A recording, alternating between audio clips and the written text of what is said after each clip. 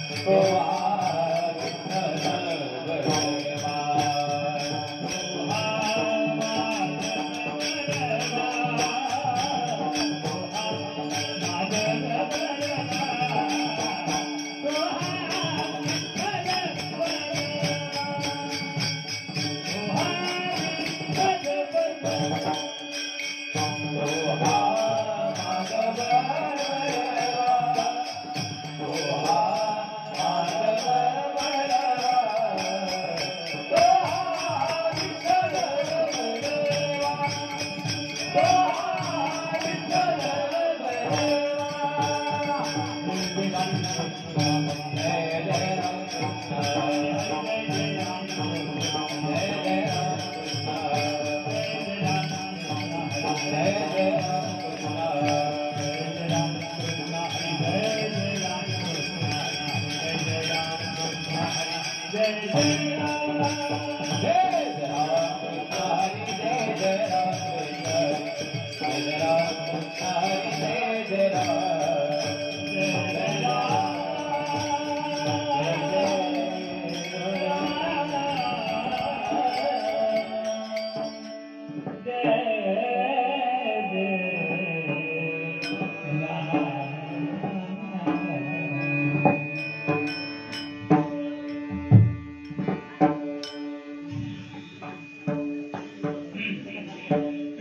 पुत्राची वार्ता शुभ ऐके देवी माता, शुभ ऐके देवी माता, शुभ ऐके देवी माता।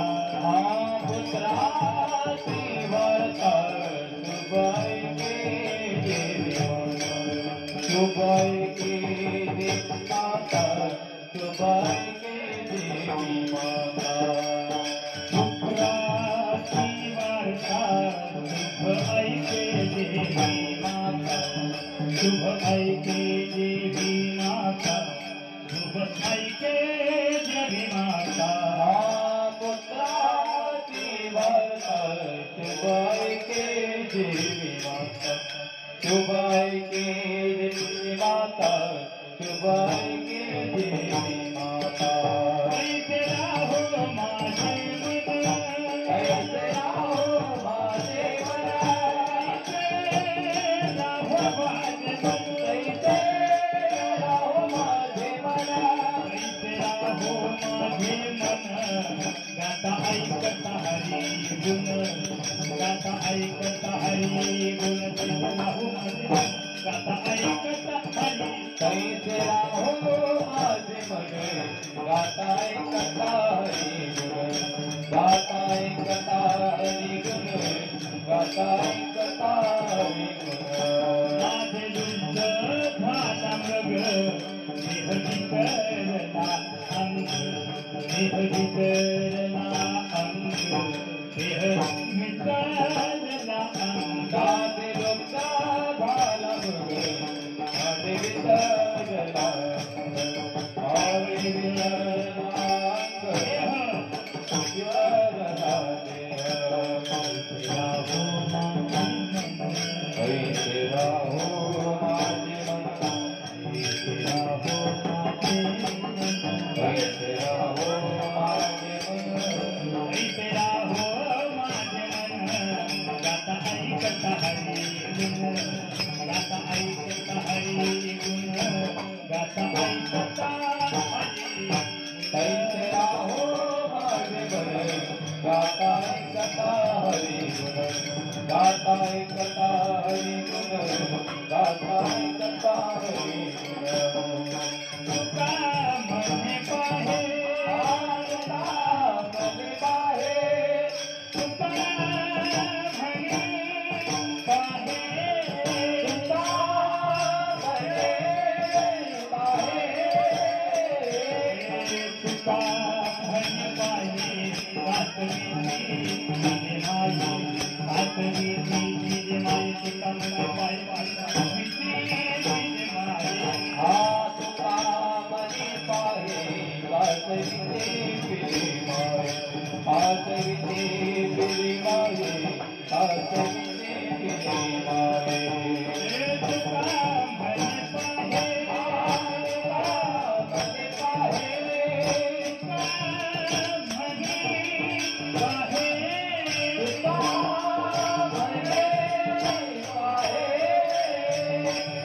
तुका म्हणे पाहे। वासवीची तिने माई, वासवीची तिने माई, वासवीची तिने माई। तुका मने पाहे, वासवीची पिली माय, वासवीची पिली माय, वासवीची पिली माय। राहो माझे मन, कैसे राहो माझे मन, राहो माझे मन, कैसे राहो माझे मन, कैसे राहो माझे मन।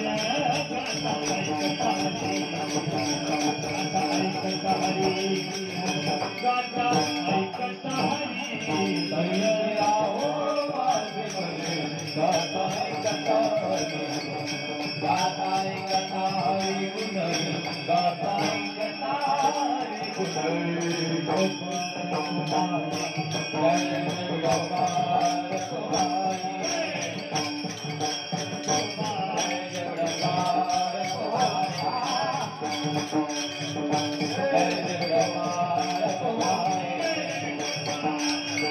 जय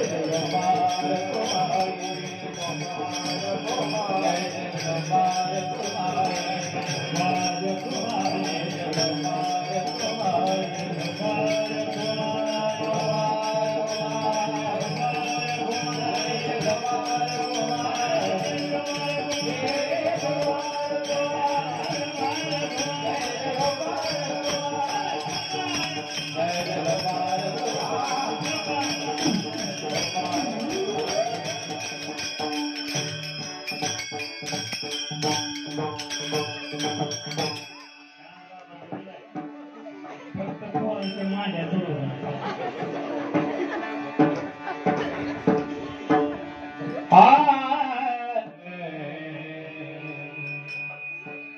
पुत्राती वार्ता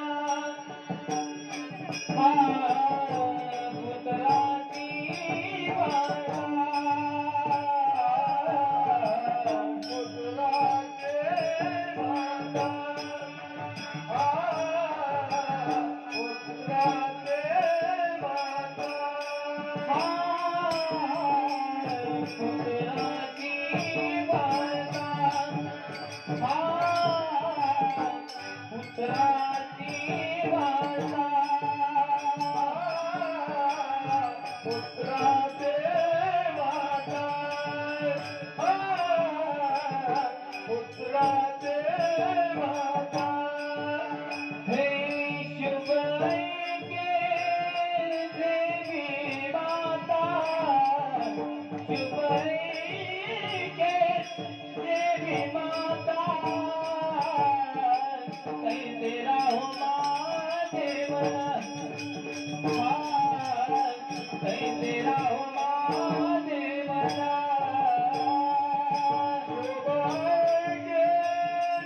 देवी माता देवी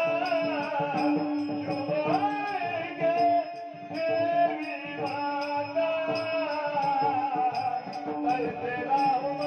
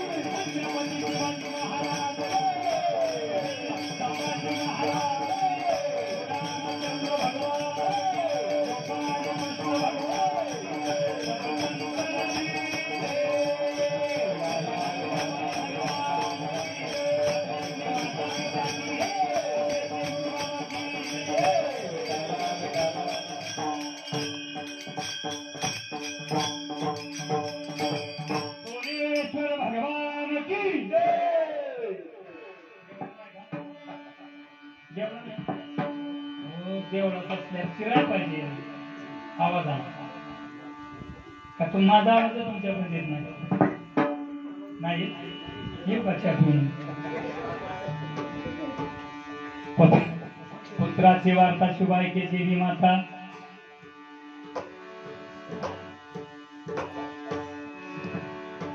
तैसे राहू माझे मन गाता ऐकता हरिगुण नादे लुब्ध झाला नादे लुब्ध झाला मृग देह विसरला अंग तैसे राहू माझे मन गाता ऐकता हरिगुण तुका म्हणे पाहे तुका म्हणे पाहे कासवीची पिले माय तैसे राहो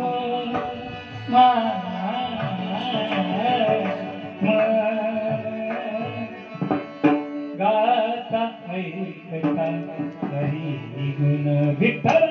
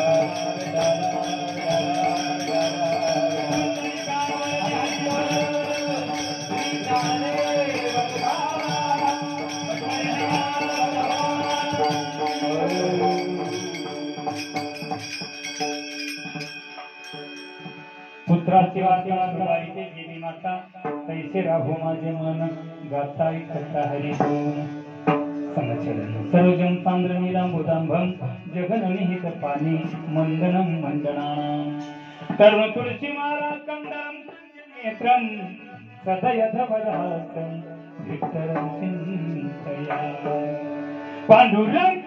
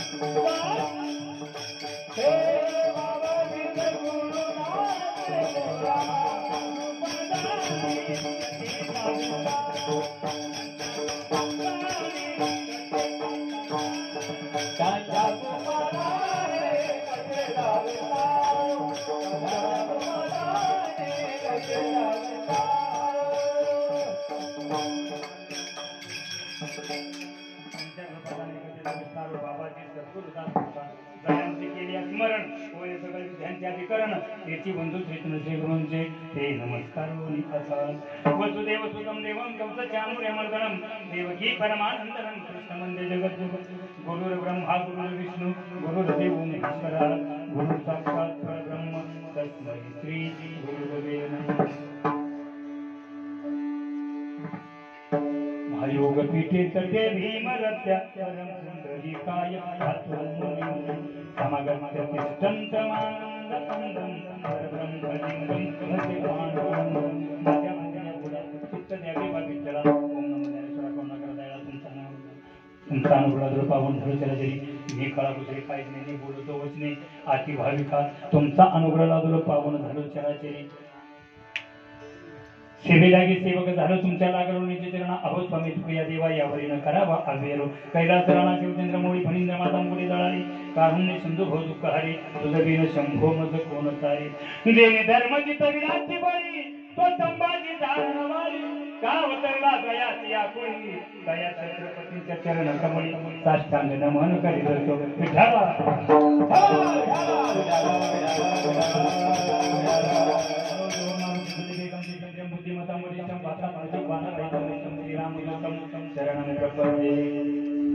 सुंदर ते शोभित शिवत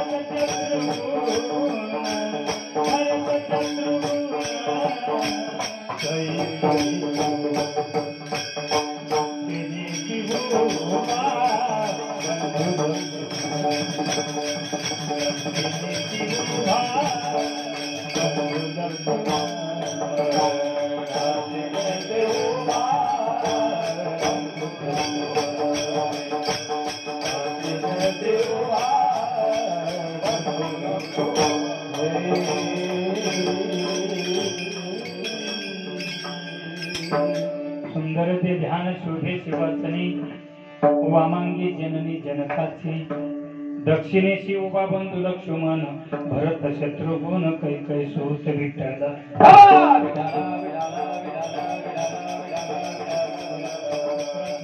सुबाईची देवी माता तैसे राहो माझे मन गाताय कथा हरी गुण प्रस्तुत प्राप्त प्रसंगी प्राप्त स्थळी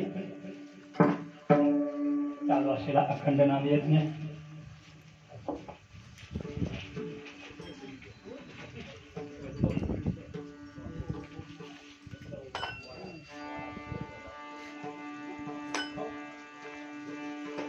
ग्रंथराज ज्ञानेश्वरी पारायण सोहळा व अखंड हरिनाम सप्ताह हरिभक्त पारायण सुनील महाराज यादव मिरडेकर यांच्या प्रेरणेत चालू असलेला हा नामयज्ञ वर्ष 14व त्यातली 2 वर्ष मी भक्त नव्हतो माझं आज 12 म्हणजे 1 तप या जागेवर पुरं होत आहे. तब्बल 1 तप मी आज इथं काढलं. आता इथून पुढे बोलवा नका बोलू, कारण माझी खासियत आहे मी कीर्तन करतोय त्याला 16 वर्ष झाली आणि 16 वर्षात एकही गाव असं नाही की मी त्या गावात सुरुवातीला गेलोय त्या गावाने मला सोडलंय. कमीत कमी प्रत्येक गावात माझं एक तप होत आलंय. तसं याही सोनवडी गावात 1 तप आज पूर्ण झालं. मी जुन्या डायऱ्या काढून बघितल्या, तुमच्या लक्षात नसेल पण मला ठेवावं लागतंय. विठ्ठल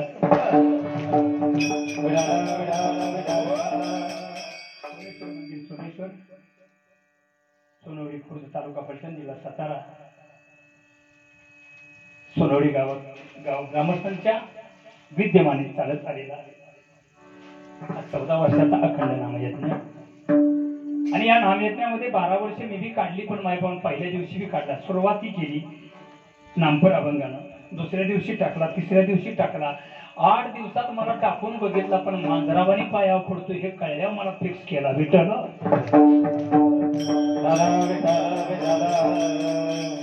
बघा ना तुम्ही घरी गेल्या प्रयोग करून बघा. घरी गेल्यावर बरं काही नको, घरी गेल्यावर मांजर बोलवायचं,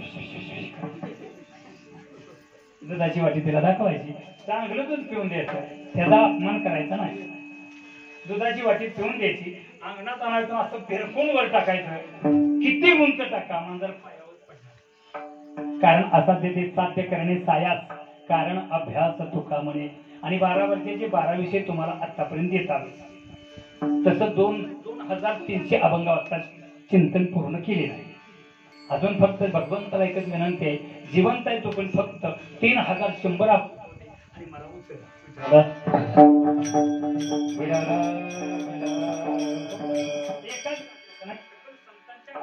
विचार केला आणि त्याची माझ्याकडं चिंतन सुद्धा तशीच आहे. 2300 त्याच्यावर माझ्याबरोबर सुद्धा कीर्तन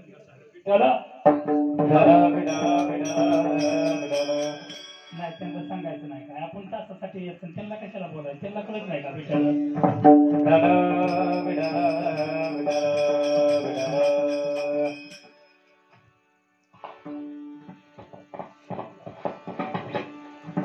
पुंडलिका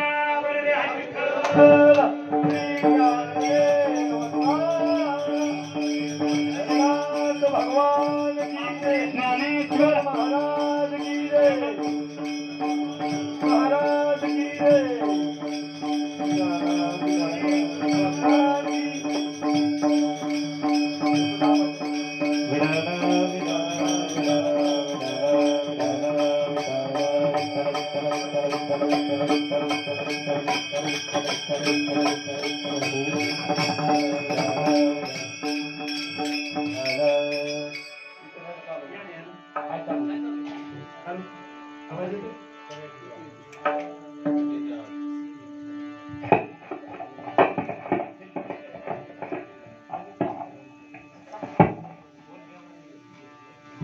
या 12व्या वर्षात तपपूर्ती करत असताना मगाशी आप्पा बोलले, बोलत मसोबाच्या वाडीला सुंदर कार्यक्रम केला. त्यांच्या तिथले बी एक ताई आले, त्या सुद्धा म्हटल्या बायका रडतील सोडा, आमच्यात गडी बी धाडधाडा रडत होत.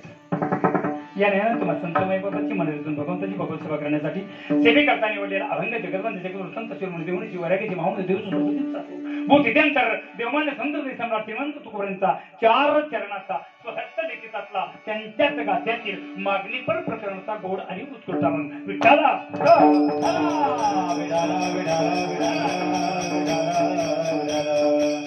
या अभंगाद्वारे जगद्गुरु तुकोबराय जीव आणि देवाचा संवाद साधत असताना जीवानं देवाकडे गेल्यानंतर जीव देवावर कशी कृपा करतो, त्याकरता जीवानं करणीय कर्म काय केलं पाहिजे याचं माईबापानं प्रतिपादन वैवाहिक आणि कौटुंबिक सिद्धांत देऊन पुत्राची वार्ता शुभ ऐके जेवी माता माई लेकराचा दृष्टांत दिला. आणि या दृष्टांताला असा जगात एकही जीव नाहीये की तो पोरका आहे.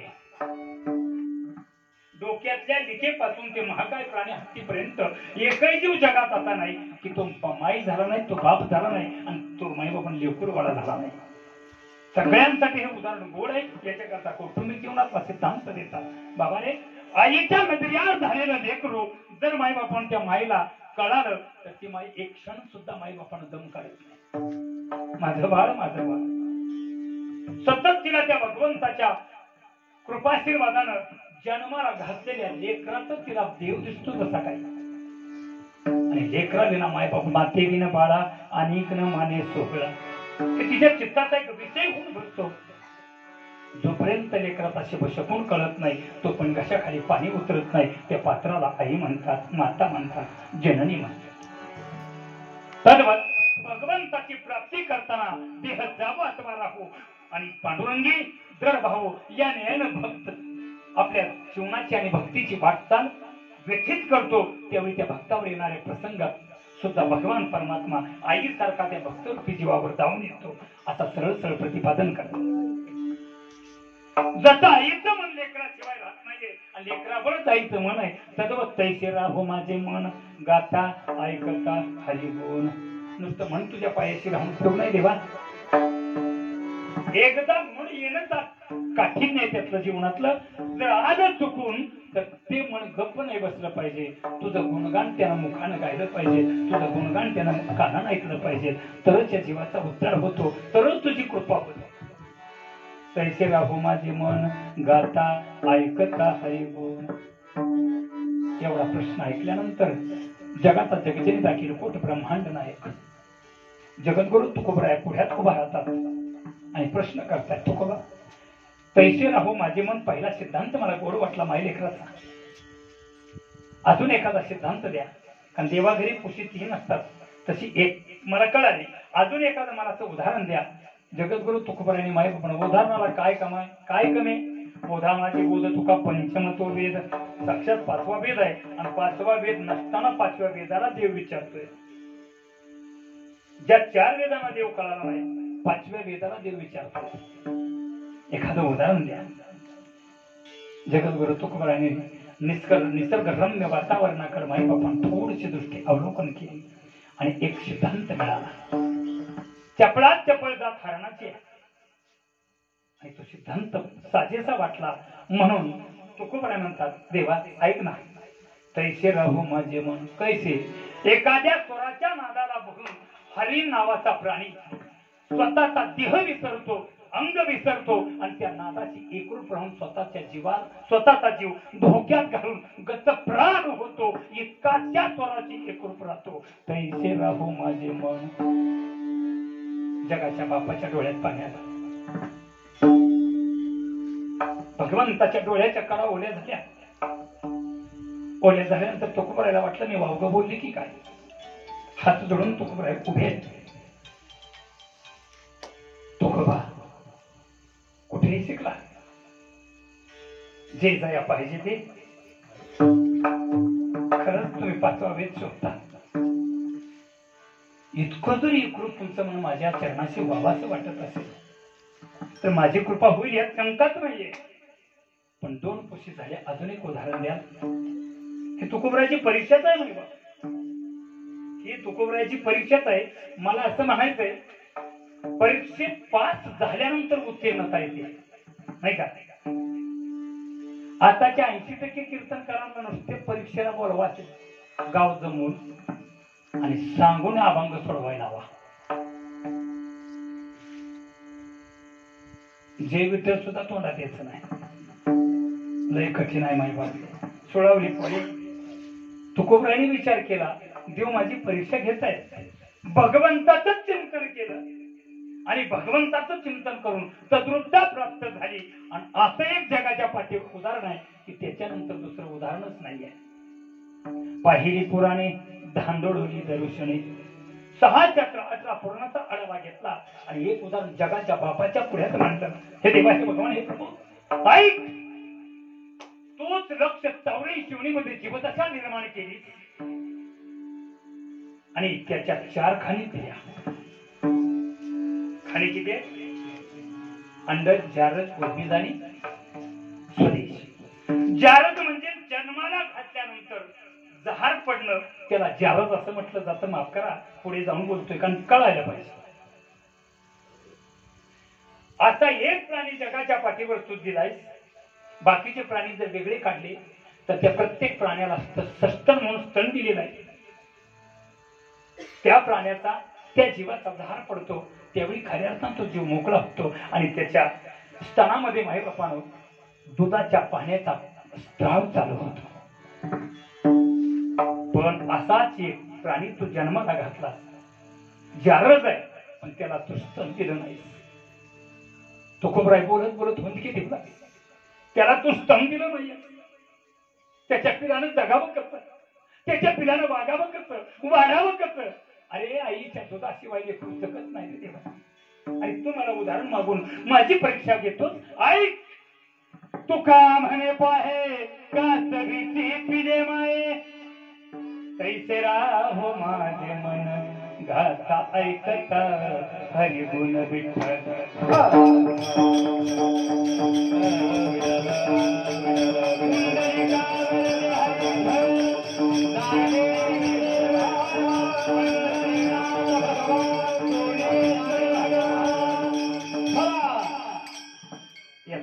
सावकाश माझ्या अल्पबुद्धीमध्ये प्रमाण अभंगाचा 40 चरणाचा भाव तुमच्या पुढ्यात ठेवून जवळजवळ 80% कीर्तन संपुष्टात आलेलं आहे.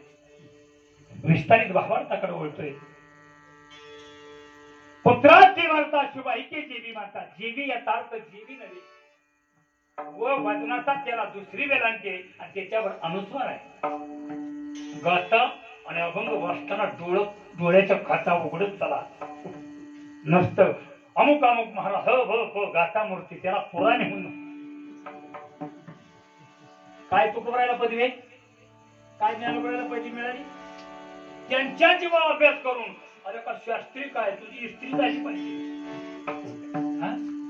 माझ्या चुकून उभ्या आयुष्यामध्ये जुन्नर तालुक्यात आंबे गावामध्ये आणि नारायण विठाभाऊ मांग त्यांच्या गावामध्ये गायनाचार्य विनोदाचार्य एवढंच फक्त उपमा जोडलेली ती पत्रिका मला व्हॉट्सअपवर आली.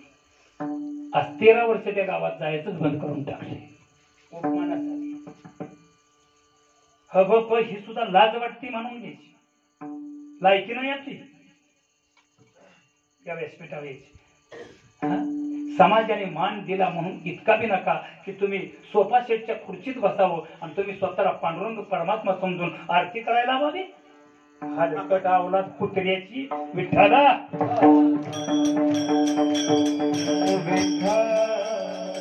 परवाच मानगाव गोव्याच्या अलीकडचं मानगाव समोरच बसला होता. कुत्र्याशिवाय बोललोच नाही. ताणू ताणू लावला आणि जर तुझ्या किंमत आहे जाताना वाटला रवाई. अरे जगाचा बाप अखिल कोट ब्रह्मांड नायक 33 कोटी देवाचा अग्रगण्य स्थान विठेवर उभा आहे. तिकडे जाता जाता लोकांना नाकी नळ येते आणि तू पांडुरंगाची जागा असल्या अवलादीनं काय मागावं बोला ना, काय मागावं. अरे कुठेतरी माणसं ब्लॅकमेल करावी ती माणसाच्या हृदयात घुसावं आणि घुसून माणसं माई बापानं डोळ्यातनं पाणी येईपर्यंत बोलावं त्यांच्या हृदयावर राज्य करावं. ही या वारकऱ्याची जात नाही. विठ्ठल जर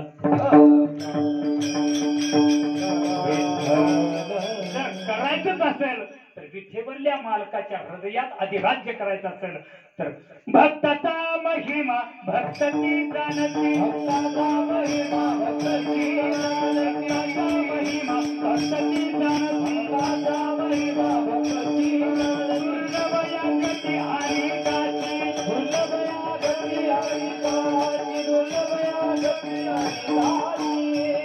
देवाचा भक्त देवाचीच आवडे, बाकी त्याला आवडत नाही मायबाप आणि ते आवडूही नाही तर तो अधिकार प्राप्त आहे. मग महाराज म्हणजे अधिकार त्याचा करू उपदेश किंवा दावीला कुठंतरी आळा बसला पाहिजे मायबाप. माझा ह्यात दोष नाही किंवा मला ते बघवत नाही असं नाही, पण आज वारकरी संप्रदायाच्या परंपरेला 100% जाणून बुजून कलंक लागतोय. याच्याकडे लक्ष पाहिजे प्रत्येकाचं. विठ्ठला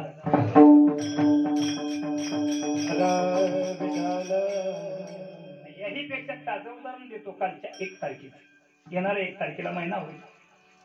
भिगवण पासून डिस्कळ गाव आहे. डिस्कळ मधून ब्रिज वरनं गेला तर पुढे गेलं तर टाकळी नावाचं गाव लागतं.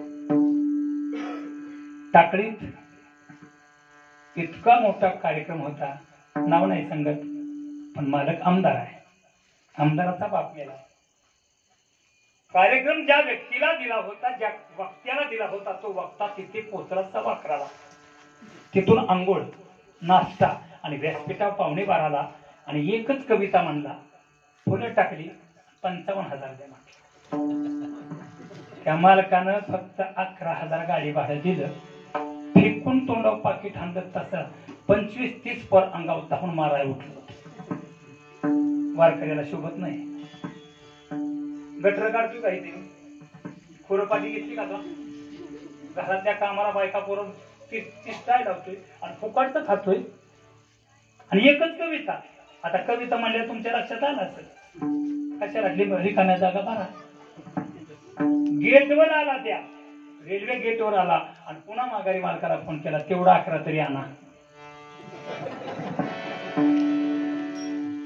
हाय का नाही बाबा सरासर लुटमार? हे संप्रदायात बसत नाही. म्हणून हा अधिकार जर प्राप्त करायचा असेल तर सेवेलागी सेवक झालो, तुमच्या लागलो निज चरण.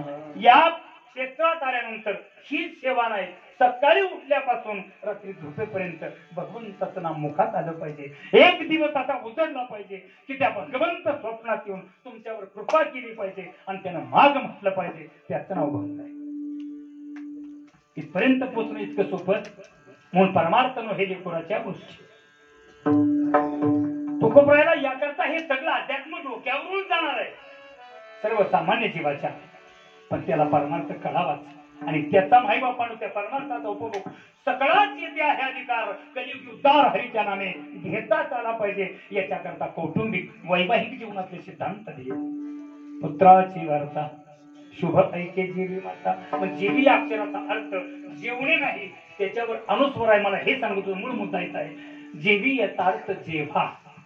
जोपर्यंत लेकराचा शुभ शकून कळत नाही तोपर्यंत घशाखाली पाण्याचा थेंब घेत नाही, तिला माता म्हणतात. विठ्ठला जननी परोपकार, माता संस्कार आणि आई जन्म. बस अशा 3 समीकरणाची आणि मग हे 3 समीकरण करता करता तिन्हीचा एक रांधा केला, जसा 4 वेदाचा एक जीव केला आणि 5वा वेद तुकाराम गाता झाला. तद्वत या तिन्हींचा एक जीव करायचा, तेव्हा कुठंतरी आ ई. आ म्हणजे आत्मा, ई म्हणजे ईश्वर.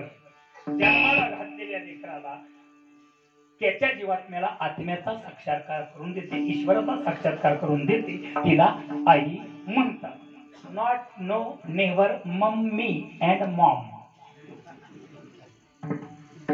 मम्मीतला नाहीतला फरक जमीशी लेके आसमाचं काय इतका फरक आहे. फॉर एक्झाम्पल हेर नाऊ ठीक माइंड प्लीज ऑफ यू. एक उदाहरण तिथून पुढे निघून जातो. आई आणि मम्मी कुणाला म्हणाल? घराच्या अंगणाच्या बाहेर उभे राहा. आई स्वयंपाक करत असेल, भाकरी करत असेल, चपाती करत असेल, भाजी करत असेल. आई किचन मध्ये, तुम्ही अंगणात प्रांगणामध्ये उभा राहिला. आई आई आई रागानं आवाज द्यायला, हातातलं काम तिथंच टाकणार, वाऱ्यासारखी परत येणार, लेकराला मिठी मारून मुका घेणार आणि मग विचारणार, काय रे बाळा? तिला आई म्हणतात. तिला आई म्हणतात. ऐका, आता मम्मीच फरक किती आहे. मम्मीच्याच मागं पोरगं उभा ठेवायचं, मम्मीच्याच मागं पोरगं उभं राहतं. मम्मी दिले ना खायला तुला, गप खा. मम्मी मम्मी आजची माघारी फिरती, एवढा फरक आहे आणि मम्मीच आहे. मग लेकराला मम्मी म्हणायला हवा बसा. आई मम्मी एका कुत्रीचं नाव आहे. आम्ही इतकं शिकलो की शिकून हुकलो आईला काय म्हणालं हेच कळायला लागलं. पण आत्म्याचा ईश्वराचा साक्षात्कार लेकराला करून देते ती आई असते. आणि आई या अक्षराची उत्पत्ती, जगाचा जगजनिता, अखिल कोट ब्रह्मांड नायक, परिपूर्णतम अवतार श्रीकृष्ण परमात्म्याच्या मुखातून बाहेर आला. विठ्ठला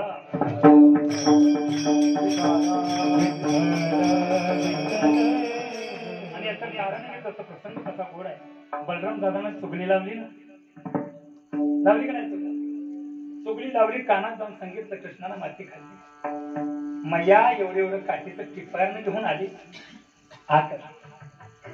आई गाई नाही खाल्ली मी माती, आई गाई नाही खाल्ली मी माती, आई गाई नाही खाल्ली मी माती, आई गाई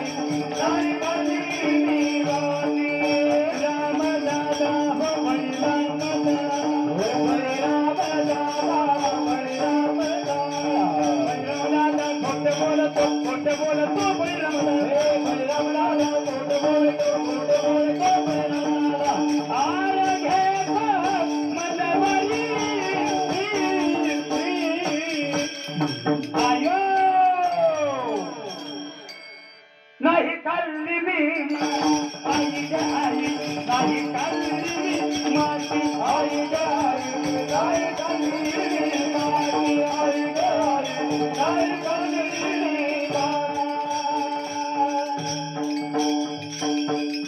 माराच्या भीतीनं भगवंतानं खरं सांगितलं का खोटं? काल ऐकलं ना बऱ्याच वेळा, मग का सांगा ना तुम्ही, का तुम्हाला पाकिट पाहिजे? काठीच्या माराच्या भीतीनं देव बोलला, पण खोटं बोलला,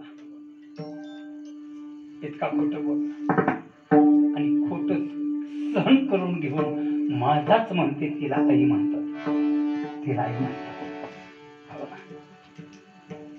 मुख पसरून दावे मातेला केलं, 14 भुवनाचं मातेला दर्शन घडवलं, आणि ती बघून माता बेशुद्ध पडून मरणाच्या दारात गेली. त्यावेळी केलेलं तोंड ईच्या रूपानं मिटलं, आणि तर आई अक्षराच्या उत्पत्तीला उगम झाला. मला नाही येत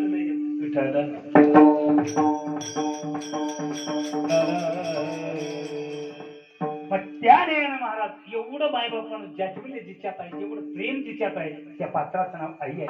ऐका ना, लेकराला जन्माला घालायचंय ना, तर तिनं दुःखाचा डोंगर सहन केला. एक प्रश्न विचारून जातो आज, मरण हे दुःख आहे का, गर्भाशय हे दुःख आहे? सगळ्यात मोठं दुःख कोणतं? गर्भाशय. मरण हे दुःख नाही, उपजणे आणि निमणे किंवा येणे आणि जाणे याच्यात काहीच बदल नाही. यातनं उठला पुढच्यात जाऊन पडला, पुढच्यात उठला त्याच्यात जाऊन पडला, हे दुःख नाही, हे अटळ आहे. आणि हे प्रत्येकाच्या वाट्याला येते नाही. उराले अवतार येरते पामर, आपली काय कथा आहे? हे घटिका यंत्र परिभ्रमेगा जैसे माय बापन, त्या पद्धतीचा हा खेळ, हे दुःख नाही. पण खरंच दुःख जर काय असेल ना, काय सांगू गर्भीच्या यातना, सांगू गर्भीची यातना, मदभोगी नारायण, मदभोगी नारायण,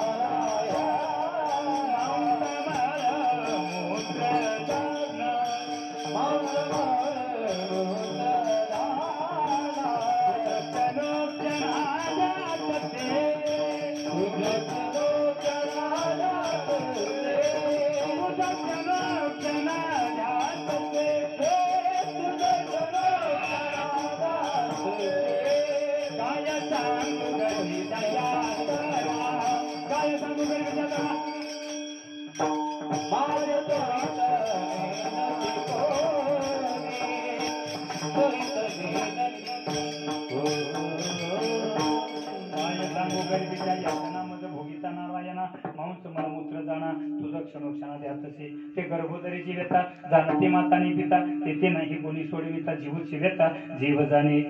आणि मग द्रुपद दिले, माझे सोहित, याच्याकरता गरज आहे त्या भगवंताच्या नामाची. नामात एवढी ताकद आहे. कुठलीही मुलगी जन्माला आल्यापासून ऐकून आईबापाच्या पाया नाही पडली असेल, देव धर्माकडे कधी वळली नसेल, साधू संतांचं कधी तिच्या मुखात नाव आलं नसेल, पण ज्यावेळी ती प्रसूतीच्या काळात फर्स्ट टाइम भोगते ना, त्यावेळी त्या कळेनं असह्य झाल्यानंतर रक्ताच्या तळव्यात पडून बेशुद्ध अवस्थेत ज्यावेळी जाते, त्यावेळी तिच्या मुखातून निघणारा अक्षर आहे आई ग. आईला आवाज देते, याचा अर्थ आत्म्यानं ईश्वराला आवाज दिलेला आहे. आणि त्यानंतर मिळणारी शक्ती या नाम प्रसूतीची कळ, हे यातला अध्यात्म आहे. कुठलीही मुलगी असू द्या, तिला पहिल्या क्षणाला माई बापानं आईचाच उद्गार करावा लागतो. आणि आई अक्षरानं तिला ताकद अशी मिळते की जेणेकरून माई बापानं त्या प्रसूतीच्या कलेनं ती बाळंती नव्हती. ते सुखाचं नाही. मला एका प्रश्नाचं उत्तर द्या, भगवंतानं लाख मोलाचा आपल्याला देह दिला, तो किती हाताचा? 3.5 हाताचा. विलायताचा काटा किती इंचाचा? बिलायत बघितलं, ही चुचावली त्याची मुळीचं चिखला वाजन खायचा, त्याला वरदूर पुढे येतं, त्यात मोहरेवड्याचा आणत बिलिंगा क्या बात. किती इंच काटा असतो? सुईच्या टोका एवढा काटा पायात भरला तर 3.5 हाताचा कोण बोंबांची हे मान्य आहे का? तुम्हीच प्रश्न केला, मान्य आहे ना? मग मला सांगा 3.5 किलोचा गर्भ पोटात आज सांभाळणं चुकाचं? सगळ्यात मोठं दुःख हे आहे मायबाप. आई तसं होता येत नाही. एकाने मला तुझी प्रश्न केला असाच बोलत बोलत, तिला काय गरज पडली? माग तरुण कानाखाली ताडकन मेदे हाणली, बस खाली आई खाली. ती स्त्रीच्या जातीला जन्माला आली, ज्या घरात जन्माला आली त्या दिवशी ती मुलगी कन्यारत्न होती. कन्यारत्न असता असता लहानाची मोठी झाली, मुलगी झाली. मुलगी झाल्यानंतर माईबापानं ती वधूच्या रूपात येताना उपवर झाली. उपवर झाल्यानंतर ती अर्धवधू झाली. अर्धवधू झाल्यानंतर तिचं लग्न जमलं, त्यावेळी ती नववधू बनते. पण ती अर्ध्यातच आहे. हिरवा थोडा भरला, 5% आली. आणि ज्या दिवशी थोडा भरून अक्षिष्टांच्या समवेत अंतरपाठ धरून 3 मंगलाष्टिका तिच्या डोक्यावर अक्षरा पडते, त्यावेळी ती नवरी होते. मुलगी एकच, एक गहू प्रकार बहु. तुकोबराय प्रमाण देत आहे. मुलगी तीच आहे, पात्र किती बदलली आतापर्यंत. नववधू झाल्याच्या नंतर माहेरचा उमरा सोडावा लागतो. सासरच्या उमऱ्यात डायरेक्ट जाते का काय प्रोसिजर? नवी नवरी डायरेक्ट सासरच्या घरात घुसते, गरुडा घुसल्यावानी का काय प्रोसिजर करते? आहे ना प्रोसिजर. उंबर ठेवलं, माप ओलांडायचं, मापात घेऊ किंवा तांदूळ तिच्यावर तिने दोन्ही पाय ठेवायचे. इकडे टोपल्याला लात लागली तर म्हातारा माणूस नाळ्या हाणतोय, ही तांदळा उभा राहते. याचा अर्थ ती नवरी राहिली नाही, ती त्या घराची लक्ष्मी झाली. किती पात्र बदलले. आपलं पात्र नाही, आपण असाच सांड्या,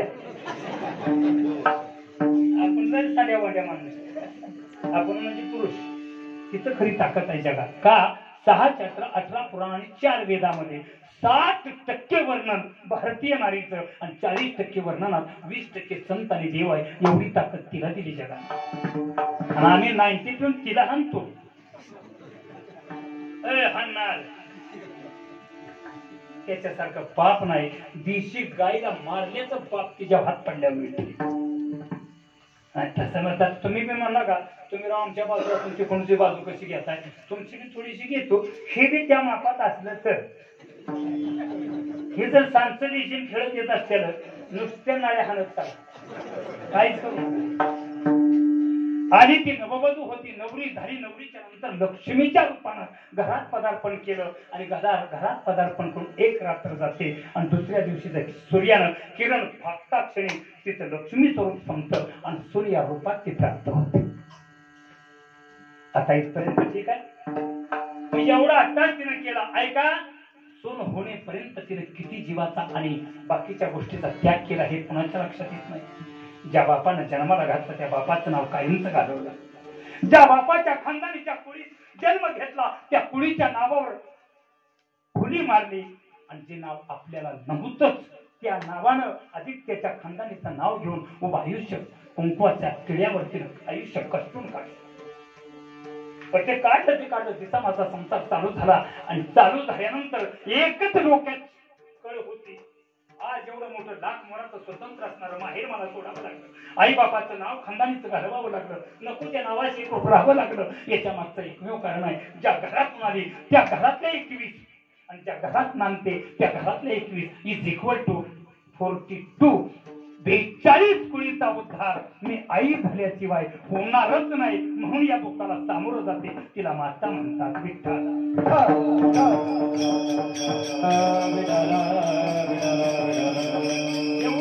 एवढं सोपं नाही.